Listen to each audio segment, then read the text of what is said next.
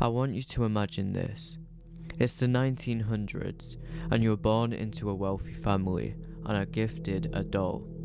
This doll is about 3 feet tall, as big as you, and suddenly they're your companion for life. You bring them everywhere with you, whisper and talk to them, and refer to the doll in first person as if though they are real. You even name the doll after you and dress it in your own clothing, an inseparable bond to last a lifetime. Sound familiar? Well, I've just put you in Robert Eugene Otto's shoes. This is his life story about the most haunted doll in all of America.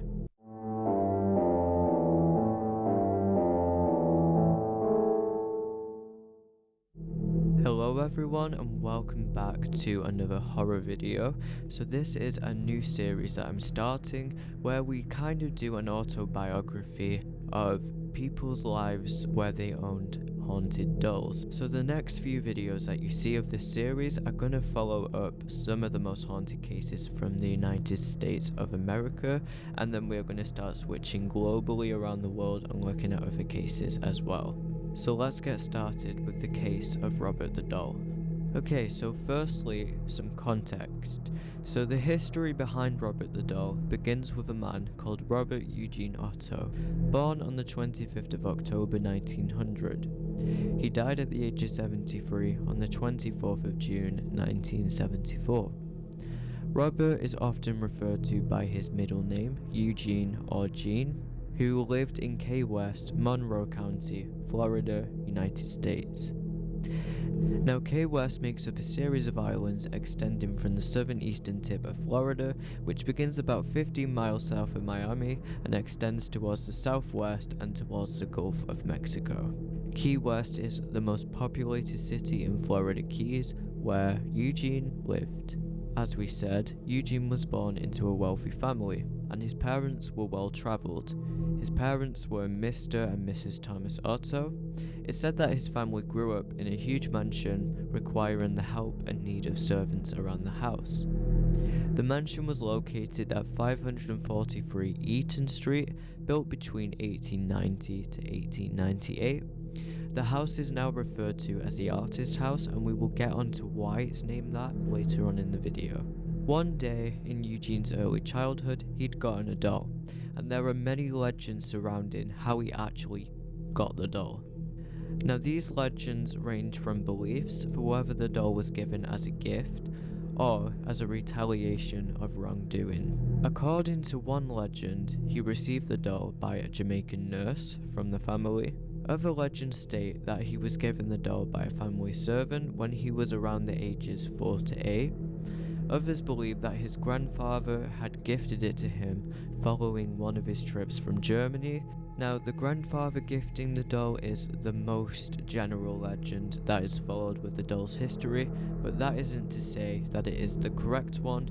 So Robert is one of a kind, handmade by the Steiff Company of Germany around the turn of the century, standing 40 inches tall and stuffed with wood wool known as Excelsior.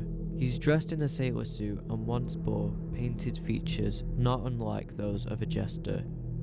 His unusual size indicates he may have been fashioned in the image of his constant companion, a boy named Robert Eugene Otto. The doll took Robert as his name, while the boy simply went by Gene. Now, the doll wears a malevolent smirk. Clasped in his lap, he's holding his own toy, a dog with garnish, popping eyes. The doll was supposedly made in 1904 by the Steiff factory, as historians discovered, and was most probably part of an advertising window display of jesters or clowns rather than a standard doll for purchase. So historians believe that it was very strange that the family had gotten this doll on its own and not part of a set. Now, what makes the sailor outfit on the doll rather iconic in paranormal circles was that it was not an original product from the Steiff Toy Company, and it was probably an outfit worn by Otto in his youth, and I'm going to be putting up a picture on screen of Otto actually wearing this outfit in his youth.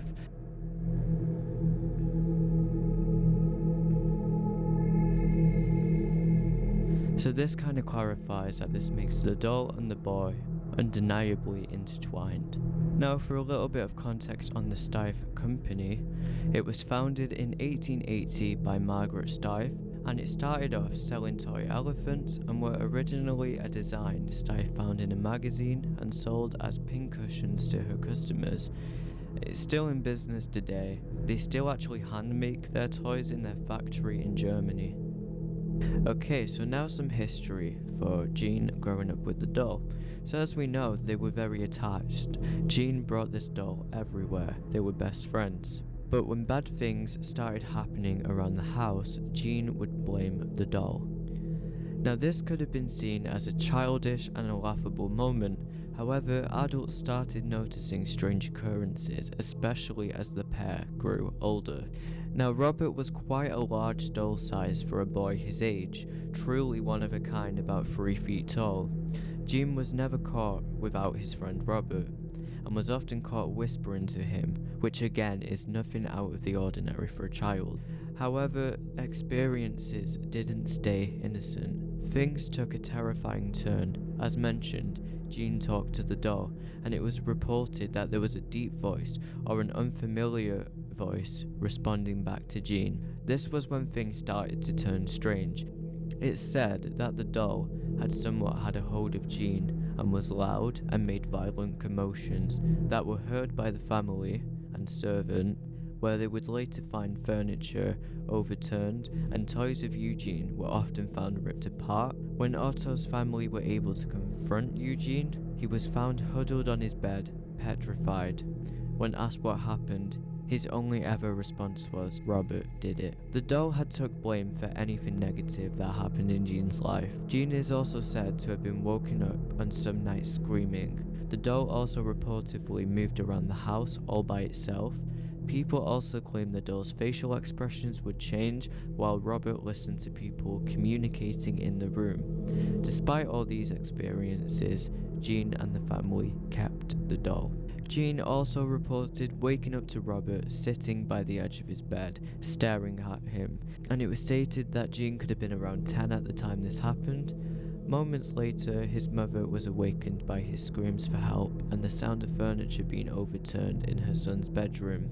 Jean cried for help, begging his mother to rescue him, when she finally was able to wrench the locked door open and she saw poor Jean curled up in fear on his bed, his room in shambles, and Robert the doll sitting at the foot end of the bed. Other reports that had been witnessed were seeing the doll speak and witnessing his facial expressions change. Giggling and sightings of Robert running up the steps or staring out of the upstairs window were also reported. Robert continued to live with Jean throughout his lifetime and after Jean's parents died. So, if Robert the doll was just innocently gifted by his grandfather, then why do people believe the doll to be a retaliation? And what could explain all the negative energy that is going on? So, following more sinister legends, which could explain the behavior of the doll, if the grandfather did not give Jean the doll, and it was indeed gifted as an act of retaliation, then who possibly by? Well, the answer to this is one of the servants that worked for the family. It's speculated that voodoo could have played a part in Robert's formative years. Many believe that the origin of Robert's evil lies is the one who originally gave him to Jean, and that person is the servant who worked for Jean's parents. This woman was supposedly mistreated by her bosses, and to punish them, it is believed that she cursed the doll with voodoo and black magic, and that might explain the many mysterious and frightening experiences people have had with the doll. Now, it is not a surprise to anybody that Jean's family did treat servants badly in the past. That is reputable knowledge that historians have picked up on, but we still don't have conclusive evidence on which legend is the reality for the doll. Now, at some point in the family, Robert the doll was said to have been put in the attic and stayed there for years. It just got too much for the family and they didn't want to deal with the mischief. So there was a gap of period in time where Jean would not be with the doll anymore, and this brings us up to his adulthood, where he finally moved out of the house and the doll is still in the attic at this point, and he went to go and study art in New York and Paris. Eventually he'd go on to finish his studies and he got married to a woman called Annette. where the pair moved back into his hometown. When Eugene's family died, the father left the house in his will, and Eugene moved back in with his wife. This was good for Eugene, as he felt the larger home would provide him and his wife a spacious place to live, plus the large turret room on the second floor would make a great studio for his painting. After moving back into the home, it wasn't long before Gene discovered Robert in the attic. After discovering Robert again, he promptly moved him down to the turret room. Robert's hold on Gene was so strong, and from the moment Gene again laid eyes on him, Robert's influence could be felt in the house. Gene's wife found Robert very odd and unsettling. One day while Gene was out of the house, she decided she had enough of Robert's glare and returned him to the attic sanctuary. When Gene returned home and found that the doll had been moved, he was displeased. He declared Robert needed a room of his own, where he could see out of a window. He hurriedly returned Robert to the turret room. It wasn't long after that Gene's wife began to question her husband's sanity. Anne felt uneasy with Robert in the house, and although she couldn't quite put her finger on it, she wanted Gene to lock the doll up in the attic, where again he could do no harm. Gene conceded, as only one could imagine. Robert the doll was not happy about this. Soon visitors to the home heard footsteps in the attic, the sound of somebody pacing back and forth with devilish giggling, and children from the neighborhood also reported seeing Robert watching them from the window in the upstairs bedroom, and told accounts of the doll actually mocking them as they walked to school. When Gene had heard this, he immediately went to investigate, knowing that he had locked Robert in the attic and there was no way he could be sitting by the window upstairs in the bedroom. But to his complete shock, when he opened the door to the bedroom, there was Robert, sitting in the rocking chair by the window. Gene locked Robert back up in the attic several times, each time discovering him again, sitting by the window in the same upstairs bedroom. Even citizens of Key West began to spread rumors about Robert and his evil doings.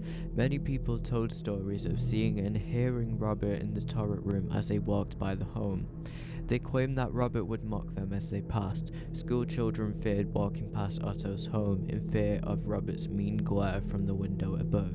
Gene himself even reported visiting the turret room on an occasion where he'd find Robert rocking in the rocking chair by the window. Finally, Gene himself had enough of Robert's antics and put him back in the attic. Guests no longer wanted to visit the home, and Gene later died in 1972, and his wife sold the property, leaving Robert behind in the attic. His wife died 2 years later in 1974. So this is all of the information that I'm going to be covering in part 1. As I said, there's just so much to talk about, so I wanted to put this into 2 parts. So part 2 is going to talk about from the time period of when the new family moved into Gene's house, because the wife sold it, and I'll give it a tiny bit of information here, but a new family moved in and they eventually sold the doll to a museum. So part 2 is going to focus on what actually is going on at the museum, what people experience, and the tales from there. So that is why I kind of wanted to split it into 2 sections. Part 1 focuses more on like the autobiography side of Gene growing up and his family dying and them all dying out. Basically, it's now 100 years later. This doll is 100 years old. So thank you very much for watching part 1, and I will see you guys hopefully in part 2. Stay spooky.